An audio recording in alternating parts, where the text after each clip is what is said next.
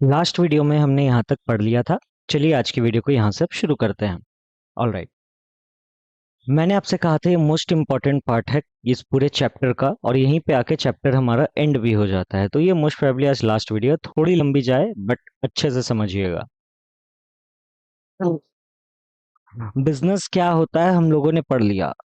अब हम लोग क्या क्या पढ़ेंगे, मैं आपको एक ओवरव्यू दे रहा हूँ। पहले हम लोग समझेंगे इंडस्ट्री क्या होता है, ठीक है। फिर इंडस्ट्री के बाद समझेंगे प्राइमरी इंडस्ट्री क्या होता है, एक्सट्रैक्टिव, जेनेटिक। फिर सेकेंडरी इंडस्ट्री क्या होता है, मैन्युफैक्चरिंग, कंस्ट्रक्शन। फिर टर्शियरी इंडस्ट्री क्या होता है, राइट। फिर उसके बाद हम लोगों को देखना होगा कि मैन्युफैक्चरिंग इंडस्ट्री में ये जो 5 तरीके के इंडस्ट्री है, इसका क्या काम है। सॉरी, 4 तरीके के, एनालिटिकल, सिंथेटिकल, प्रोसेसिंग, असेंबलिंग, ये सारा कुछ, राइट। चलिए एक एक करके शुरू करते हैं। बिजनेस एक्टिविटी को हम लोग क्लासिफाई कर सकते हैं वेरियस बेसिस पे। फंक्शन के हिसाब से अगर क्लासिफाई करें तो इंडस्ट्री और कॉमर्स में क्लासिफाई कर सकते हैं। चलिए शुरू करते हैं। इंडस्ट्री का मतलब, इंडस्ट्री क्या होता है सर? इंडस्ट्री का मतलब होता है एक ऐसा एक्टिविटी जो रॉ मटेरियल को यूजफुल प्रोडक्ट्स में कन्वर्ट कर देगा। मतलब वैसी एक्टिविटी जिसकी मदद से आप रॉ मटेरियल को यूजफुल प्रोडक्ट्स में कन्वर्ट करते हैं, उसको हम लोग इंडस्ट्री बोलते हैं, ठीक है। इंडस्ट्री के अंदर बहुत से एक्टिविटीज और इंक्लूडेड होते हैं, जैसे कि प्रोडक्शन, प्रोसेसिंग, ये सारे activities plus rearing, reproduction of animals and other living species. Industry को और अगर डेप्थ में आप जानना चाहते हैं तो industry is also use to refer to a group of firms producing similar और related products. For example sir, जैसे टेक्सटाइल इंडस्ट्री। टेक्सटाइल इंडस्ट्री क्या करता है sir? Textile industry sir production units का ध्यान रखता है क्लोथ्स का, यानी क्लोथ मैन्युफैक्चरिंग में है। सीमेंट इंडस्ट्री क्या करता है सर? सीमेंट इंडस्ट्री वैसा फर्म है जो सीमेंट बनाता है। एजुकेशन इंडस्ट्री वैसे कोचिंग क्लासेस या वैसे वैसे कोचिंग इंस्टीट्यूशंस या एजुकेशन इंस्टीट्यूशंस जो पढ़ाते हैं वो एजुकेशन इंडस्ट्री में आएंगे। अब इंडस्ट्री को फर्दर हम लोग 3 पार्ट्स में क्लासिफाई कर सकते हैं। पहला है हमारे पास प्राइमरी, दूसरा है सेकेंडरी, तीसरा है टर्शियरी। प्राइमरी इंडस्ट्री क्या होता है? प्राइमरी इंडस्ट्री वैसे इंडस्ट्रीज को बोलते हैं जो कंसर्न्ड है extraction of natural resources and reproduction of living species. मतलब जो नेचुरल रिसोर्सेज को एक्सट्रैक्ट करने का काम करते हैं, जैसे कोल। कोल समझते हो? कोल समझ में आता है? कोयला, कोयला। जैसे एक्सट्रैक्शन का मतलब क्या है? पृथ्वी के अंदर से निकालना। जैसे कि कोल निकालते हैं हम लोग, फिर मिनरल्स निकालते हैं हम लोग। ये सारा कुछ क्या कहलाता है? Extraction. Reproduction of living species का मतलब सर वही आपका जैसे गोट हो गया, फिर आपका ये काऊ हो गया, है ना। ये सब हम लोग ब्रीडिंग वगैरह करते हैं ना, लाइक इनका दूध वगैरह निकाल के बेचा जाता है, तो वो वाला बात यहाँ पे कह रहा है। This industries can be further classified into 2 categories. अब इनको भी 2 कैटेगरी में हम लोग क्लासिफाई कर सकते हैं, वही सेम चीज जो भी मैंने आपको बोला, एक्सट्रैक्टिव और जेनेटिक। एक्सट्रैक्टिव इंडस्ट्री का मतलब क्या होता है? वैसा इंडस्ट्री जो एक्सट्रैक्शन करता है किसी चीज का, नेचुरल रिसोर्सेज का, such as minerals from earth, fish from rivers and seas, timber from the forest etcetera. ये जो प्रोडक्ट्स होते हैं एक्सट्रैक्टिव इंडस्ट्री के, इन लोगों को हम लोग डायरेक्ट यूज करते हैं रॉ मटेरियल की तरह किसी दूसरे इंडस्ट्री के लिए। जैसे आपने एक जगह से मिनरल निकाला, अब उस मिनरल से सीमेंट बनेगा, या फिर उस मिनरल से बालू बनेगा, या फिर उस मिनरल से कुछ और बनेगा। तो वही तो यहाँ बोल रहा है कि आप यहाँ पर जो चीज निकालते हो एक्सट्रैक्टिव इंडस्ट्री में, उसका आप इस्तेमाल करते हो दूसरे इंडस्ट्री में, सेकेंडरी इंडस्ट्री में, रॉ मटेरियल के रूप में। जेनेटिक इंडस्ट्री क्या होता है सर? जेनेटिक इंडस्ट्री का मतलब होता है रीडिंग। रीडिंग नहीं होगा, रेयरिंग होगा, रेयरिंग। यहाँ पे रीडिंग वर्ड गलत है, यहाँ पे क्या आना चाहिए था? Rearing, REARING, rearing. रेयरिंग मतलब खान पान देखना, ब्रीडिंग मतलब उन लोगों को पालना पोसना। किन लोगों को सर? बर्ड्स, प्लांट्स, एनिमल्स, इन लोगों को जेनेटिक इंडस्ट्री बोलता है। जैसे कि रीडिंग नहीं, अगेन रेयरिंग होगा। Rearing of cattle for milk, dairy farms, poultry farms etcetera, है ना। अभी मैंने आपको बोला था कि हम लोग गाय भैंस ये सब पालते हैं कि हम ताकि हम दूध का बिजनेस कर सके एक्सेट्रा एक्सेट्रा, तो वो जेनेटिक इंडस्ट्री में आता है। प्राइमरी इंडस्ट्री होगा सर। सेकेंडरी क्या है? बहुत इजी है। प्राइमरी इंडस्ट्री में जो भी हम लोगों ने प्रोडक्ट्स निकाले, जो भी हम लोगों ने प्रोडक्ट्स निकाले, उसको हम लोग सेकेंडरी इंडस्ट्री में एज अ रॉ मटेरियल इस्तेमाल करेंगे। एज अ कैसे इस्तेमाल करेंगे? रॉ मटेरियल इस्तेमाल करेंगे। मक्खन सर, देखो वही बात यहाँ पे लिखा हुआ है, secondary industry makes use of, secondary industry इस्तेमाल करता है उन प्रोडक्ट्स का जिन प्रोडक्ट्स को हमने एक्सट्रैक्ट या फिर प्रोड्यूस किया था प्राइमरी इंडस्ट्री में एज अ रॉ मटेरियल, जो भी प्रोड्यूस, ताकि हम लोग क्या कर सके, फिनिश प्रोडक्ट्स को बना सके। जैसे कि आयरन ओर हम लोगों ने निकाला था प्राइमरी इंडस्ट्री में, बस उस आयरन ओर को हम लोग क्या करेंगे, सेकेंडरी इंडस्ट्री में कुछ बनाने के लिए इस्तेमाल करेंगे। यहाँ पर दो तरीके का सेकेंडरी इंडस्ट्री होता है, मैन्युफैक्चरिंग और कंस्ट्रक्शन। आइए इन दोनों को देखते हैं, मैन्युफैक्चरिंग इंडस्ट्री और कंस्ट्रक्शन इंडस्ट्री क्या होता है।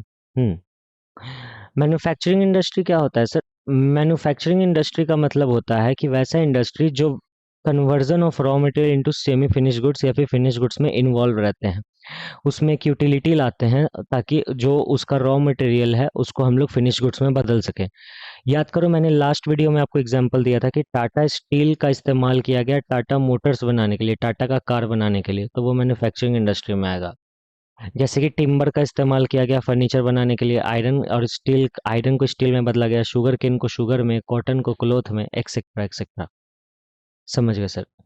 अब मैन्युफैक्चरिंग इंडस्ट्री दो तरीके का होता है, पहला कंज्यूमर गुड्स, दूसरा इंडस्ट्रियल गुड्स। कंज्यूमर गुड्स क्या होते हैं? वैसे गुड्स जिनको हम लोग डायरेक्टली कंज्यूमर कंज्यूम कर सकता है, उस गुड्स को हम लोग कंज्यूमर गुड्स कहते हैं, जैसे cloth, oil, soap, bread, milk, butter etcetera. Industrial goods क्या होता है? वैसे गुड्स जिनको हम लोग प्रोड्यूस करते हैं ताकि मैन्युफैक्चर किया जाए, और कंज्यूमर गुड्स, उसको हम लोग इंडस्ट्रियल गुड्स बोलते हैं, जैसे मशीनरी, इक्विपमेंट, टूल्स एक्सेट्रा। फिर से कंज्यूमर गुड्स मतलब वैसे गुड्स जिनको हम लोग सीधा कंज्यूम करते हैं, जैसे मिल्क, ब्रेड, बटर, ये सारा कुछ, cold drink, less, Kurkure etcetera, ये सारा कुछ कंज्यूमर गुड्स है। बट वैसा गुड्स जो फर्दर कंज्यूमर गुड्स बनाने में मदद करेगा, उसको हम लोग इंडस्ट्रियल गुड्स कहते हैं। ठीक है सर। अब मैन्युफैक्चरिंग इंडस्ट्रीज चार तरीके का होता है, इसके बाद सब कुछ ईजी है, बस ये चार देख लीजिए। पहला क्या है? Analytical industry. एनालिटिकल इंडस्ट्री का मतलब क्या होता है सर? इसमें हम लोग रॉ मटेरियल को छोटे छोटे टुकड़ों में तोड़ देते हैं ताकि एक फिनिश गुड्स बनाया जा सके। जैसे क्रूड ऑयल को हम लोग जो है बहुत सारे फिनिश गुड्स में बदल सकते हैं, जैसे petrol, diesel, kerosene oil, gasoline etcetera. यानी एक क्रूड ऑयल से हम लोग पेट्रोल भी बनाते हैं, डीजल भी, केरोसिन ऑयल भी, और गैसोलीन, ये सब एक्सेट्रा, ये सारा का सारा कुछ। दूसरा क्या हो जाएगा हमारे पास? सिंथेटिक इंडस्ट्री आता है सर। अब सिंथेटिक इंडस्ट्री में क्या होगा? सिंथेटिक इंडस्ट्री में ज़्यादा कुछ नहीं होता है। सिंथेटिक इंडस्ट्री में हम लोग दो या दो से ज़्यादा गुड्स को एक साथ मिलाते हैं एक नया प्रोडक्ट बनाने के लिए। जैसे कुछ केमिकल्स को मिला दिए ताकि एक सोप बन गया, पेंट बन गया, कॉस्मेटिक सामान बन गया एक्सेट्रा। जो आप लिपस्टिक लगाते हो, जो आप फेस पाउडर, फाउंडेशन, फलान ढिमकान, ये सब कुछ जो आप इस्तेमाल करते हो दुनिया भर का, वो सब क्या है? केमिकल ही तो है। दो चार पांच केमिकल्स को मिला के एक साथ बना दिया गया। प्रोसेसिंग इंडस्ट्री क्या होता है सर? प्रोसेसिंग इंडस्ट्री का मतलब वैसा इंडस्ट्री जिसमें रॉ मटेरियल को किसी स्टेजेस के थ्रू पार किया जाता है, स्टेजेस के थ्रू पार किया जाता है और तब जाके एक फिनिश प्रोडक्ट बनता है। जैसे कि सर टेक्सटाइल इंडस्ट्री, मतलब cloth industry, iron industry, steel industry, इन सब का एक स्टेप है, इन सब का एक स्टेज है। पहले ये, फिर ये, फिर वो, फिर वो, फिर वो, एंड सो ऑन। मतलब स्टेप बाय स्टेप काम चलता है। लास्ट आता है असेंबली इंडस्ट्री। असेंबली बहुत ईजी है। असेंबली मतलब आप असेंबल करेंगे यहाँ पर चीज़ों को। कैसे सर? असेंबल करना बहुत आसान होता है। जैसे कि असेंबली इंडस्ट्री में वेरियस फिनिश गुड्स को हम लोग एक साथ लाते हैं और एक नया फिनिश गुड्स बना देते हैं, जैसे कि manufacturing of computer, television etcetera. मैं आपको असेंबली इंडस्ट्री का एक और एग्जांपल देना चाहूँगा, यहाँ पर थोड़ा सा अजीब एग्जांपल है। आइए मैं आपको समझाने की कोशिश करता हूँ। जैसे लेट से टाटा मोटर्स जो है वो एक कार बनाना चाहता है, ठीक है? टाटा मोटर्स एक कार बनाना चाहता है, बहुत सही है। अब इस कार के अंदर में क्या बात है कि यहाँ पर जो सीट लगे हैं वो रेमंड के कपड़े से बने हैं। एक मिनट के लिए मान लीजिए, रेमंड के कपड़े से बने हैं। यहाँ पर जो चक्के हैं वो एमआरएफ के हैं। इस कार के अंदर जो वायरिंग की गई है वो फिलिप्स की वायरिंग है, या फिलिप्स कह रहा हूँ, सॉरी, हैवेल्स की वायरिंग है ना? इस कार के अंदर में जो बैटरी लगा है, लेट से वो एक साइड बैटरी है, एक साइड का बैटरी इसमें लगाया गया है, एंड सो ऑन। तो वही कहते हैं ना कि लाइक जितने भी फिनिश प्रोडक्ट्स हैं, बैटरी अपने आप में फिनिश प्रोडक्ट है, वायर अपने आप में फिनिश प्रोडक्ट है, एमआरएफ टायर अपने आप में फिनिश प्रोडक्ट है। तो जितने भी फिनिश प्रोडक्ट है आप उनको एक साथ लाते हो और लाके जोड़ देते हो, तो वो असेंबली इंडस्ट्री कहलाता है, राइट? अब आइए मैं आपको यहाँ से गो थ्रू करवाता हूँ कि हमने क्या क्या कर लिया अभी तक। हमने इंडस्ट्री समझ लिया। इंडस्ट्री का मतलब क्या होता है? जो रॉ मटेरियल को फिनिश गुड्स में कन्वर्ट करता है सर। प्राइमरी में हम लोगों ने देखा कि एक्सट्रैक्ट करेंगे, नेचुरल रिसोर्सेज निकालेंगे और यहाँ पर गाय भैंस ये सबको पाला जाएगा। मैन्युफैक्चरिंग में हम लोगों ने देखा कि जो भी यहाँ पर प्राइमरी में हम लोगों ने निकाला उसको रॉ मटेरियल के रूप में इस्तेमाल करते हैं मैन्युफैक्चरिंग में। यहाँ 4 तरीके का होता है, एनालिटिकल, सिंथेटिकल, प्रोसेसिंग, असेंबलिंग। अभी हम लोगों ने नीचे पढ़ लिया। नेक्स्ट है कंस्ट्रक्शन। कंस्ट्रक्शन का मतलब क्या होता है सर? कंस्ट्रक्शन का मतलब कुछ खास नहीं होता। कंस्ट्रक्शन का मतलब होता है कि अब आप यहाँ पर प्रोडक्शन करोगे, उस चीज को बनाओगे। और टर्शियरी सेक्टर तो सबसे ज्यादा इजी होता है। टर्शियरी सेक्टर का मतलब होता है कि आप यहाँ पर क्या कर रहे हो, बेसिकली आप यहाँ पर ट्रांसपोर्टेशन का ध्यान रख रहे हो, सर्विसेज का ध्यान रख रहे हो। टर्शियरी सेक्टर बेसिकली सर्विसेज होता है। किस किस तरीके की सर्विसेज आती है सर यहाँ पे? ये सारी कुछ मैं बता रहा हूँ, ये सारी कुछ सर्विसेज आती हैं। Transportation, warehousing, advertising, insurance and banking. समझ गए सर? अब आइए कॉमर्स से समझते हैं। कॉमर्स का मतलब क्या होता है? बहुत इजी है, हम लोगों को कोई दिक्कत नहीं आएगी। मैं एक बार फिर से रिपीट कर दूं कि अभी तक हम लोगों ने क्या देखा। हम लोगों ने इंडस्ट्री देखा, प्राइमरी इंडस्ट्री देखा, सेकेंडरी इंडस्ट्री देखा, फिर टर्शियरी भी देखा।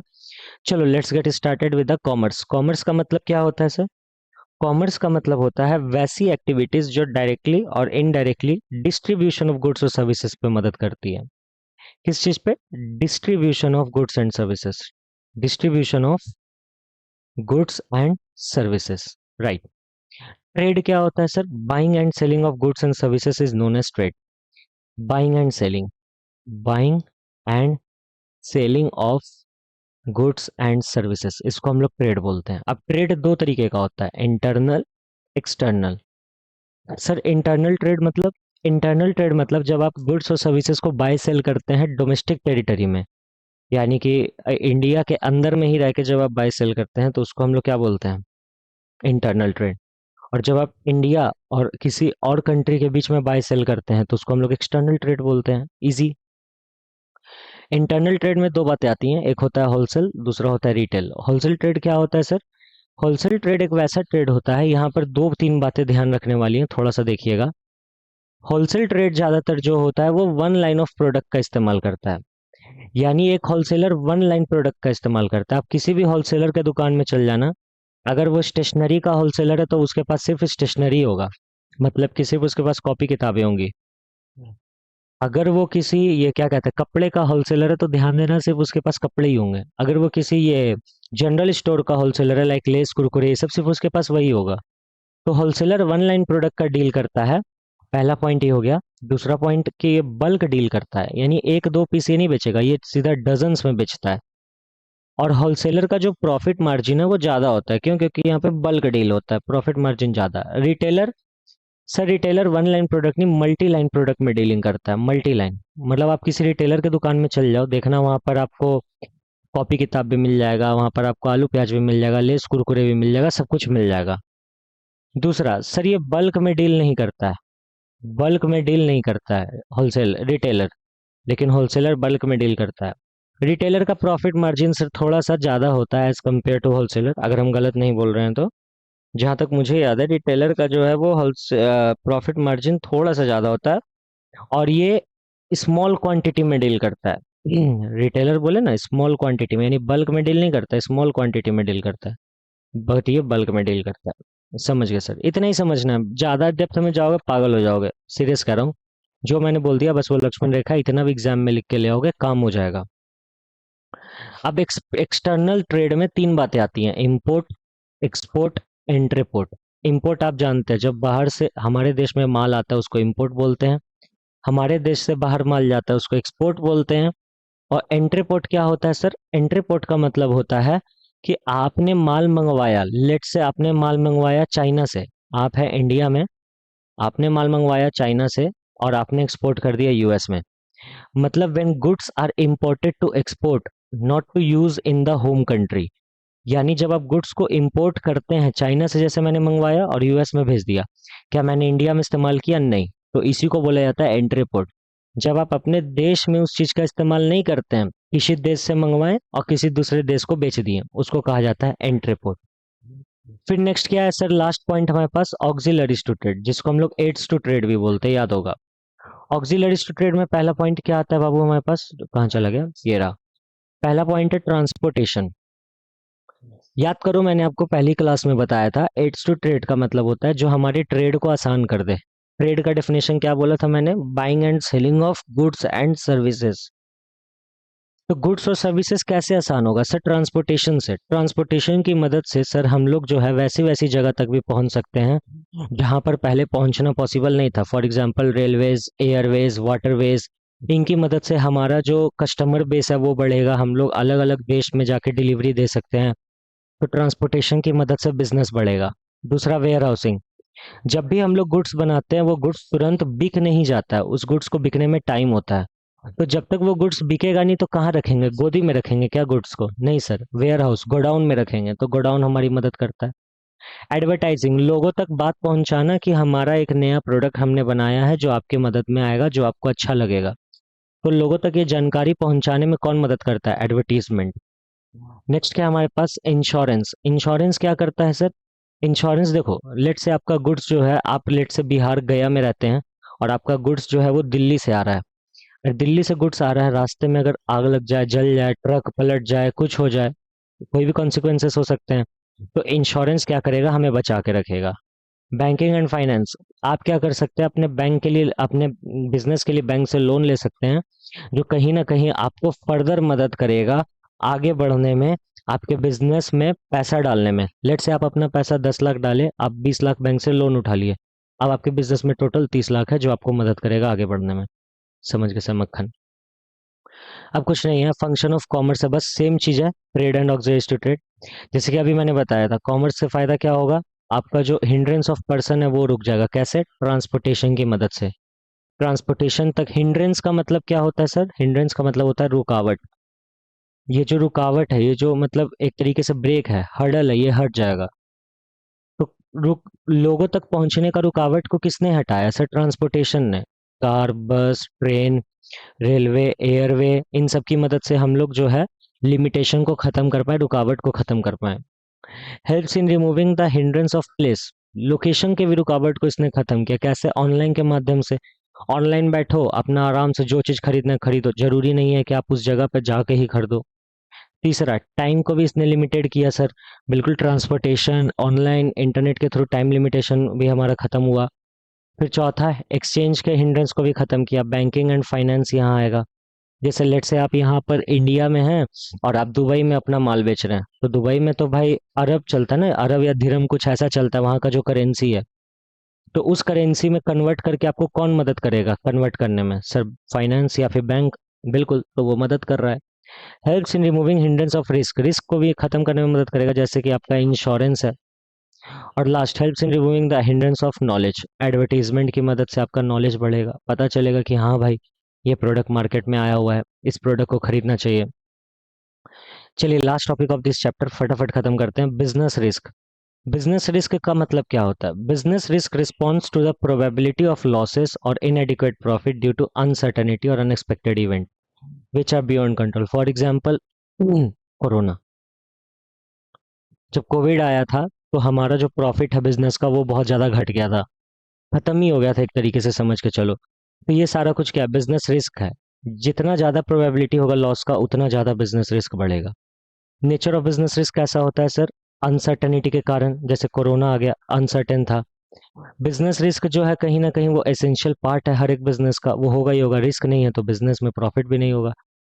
डिग्री ऑफ रिस्क डिपेंड करता है कि आपका बिजनेस का नेचर कैसा और साइज कैसा है। जितना बड़ा बिजनेस उतना ज़्यादा रिस्क। और लास्ट, प्रॉफिट जो है वो रिवॉर्ड होता है किसी भी रिस्क का। काउजेस क्या है भाई बिजनेस रिस्क का? पहला, नेचुरल काउज, अर्थक्वेक आ गया। दूसरा, ह्यूमन काउज, एक इंसान ने चमगादड़ खा लिया तो कोविड आ गया। तीसरा, economy cause, economy slow down हो गया, हमारे देश में पैसा का तंगी हो गया, कमी हो गया या जो कुछ।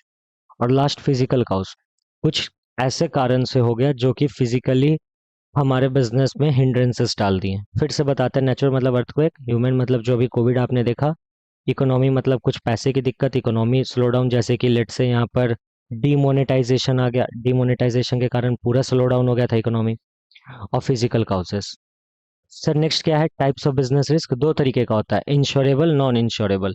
ऐसा रिस्क जिसका आप इंश्योरेंस ले सकते हैं उसको इंश्योरेबल रिस्क बोलेंगे। ऐसा रिस्क जिसका आप इंश्योरेंस नहीं ले सकते हैं उसको इंश्योरेबल रिस्क बोलेंगे। नॉन इंश्योरेबल, एक वर्ड में अगर बोलूं तो ह्यूमन रिस्क का हम लोग जो है, ह्यूमन रिस्क हो गया, या फिर नेचुरल रिस्क हो गया, इन सब का हम लोग इंश्योरेंस ले सकते हैं। जैसे बाढ़ आ गया तो भाई इंश्योरेंस से पैसा मिल जाएगा। कि कोविड आ गया, कोविड आने से लॉस हो गया, बर्बाद हो गया बिजनेस, चलो कुछ इधर उधर लॉस हुआ भयंकर, तो फिर पैसा मिल जाएगा। नॉन इंश्योरेबल मतलब वैसा रिस्क जिसमें पैसा आपको नहीं मिलता, चाहे आप कुछ भी कर लीजिए, जिसका इंश्योरेंस आप नहीं करा सकते हैं। चलिए, जितना अच्छे से हो सकता था मैंने उतने अच्छे से इस पूरे के पूरे चैप्टर को आपके सामने ख़त्म किया है। और इसी चैप्टर के साथ हमारा बीएसटी का चैप्टर 1 ख़त्म होता है। बहुत जल्द मिलेंगे हम लोग चैप्टर 2 के साथ। अगर वो वीडियो देखनी है आपकी स्क्रीन पे आ रही है, क्लिक करके देख लीजिए। चलिए, थैंक यू सो मच, मिलते हैं नेक्स्ट